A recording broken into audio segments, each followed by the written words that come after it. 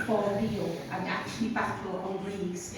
And it's so hilarious that I've actually worked out a stand-up comedy routine that I now do as stand-up. But I usually do with my creative partner, who is funny as a mad hat.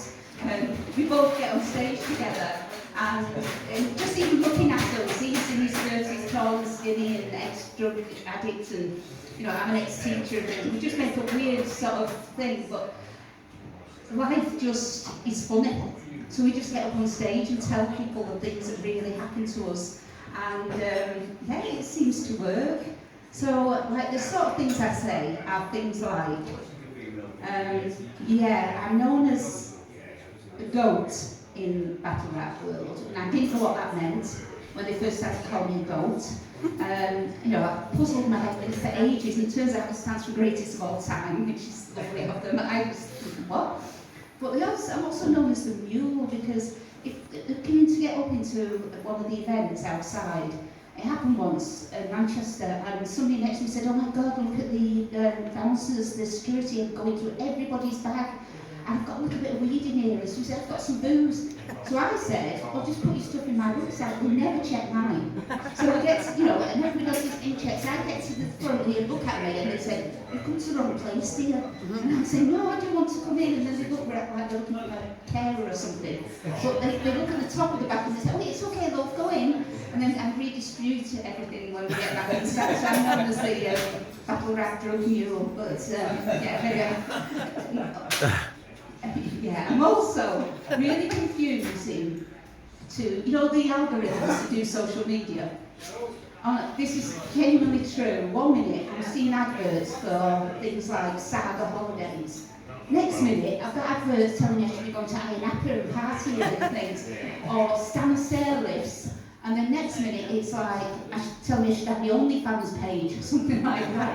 So I sort of confuse everybody all the time.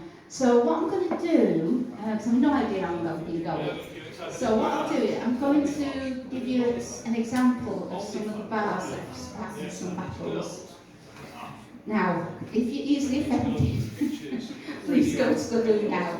Because what I thought, when I did my first battle, I actually believed it was everything I hated. I thought it was homophobic, and I thought it was misogynistic and gross. And the only reason I did it was to do it once, to show them that somebody like me could do it without being gross and horrible and going homophobe and all that. It would just be ridiculous.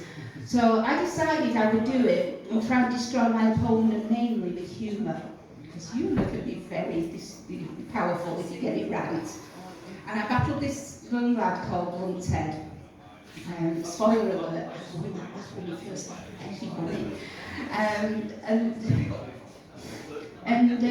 Yes, what I discovered was they completely accepted me. I thought they were just an absolute laughing stock. It was going to go viral on YouTube or something, But no, I've been part of that world for about 5 years now.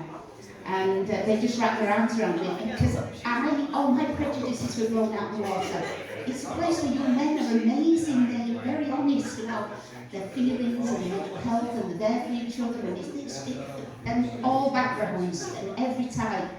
It's an amazing. I really feel very privileged to be part of that scene. My attitude has completely changed. So let's see if Ramsbottom is ready for this.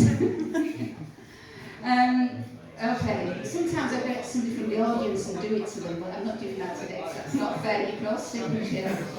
These are some of the bars I have used in previous battles, just put together to form a bit of a rap thing to show you.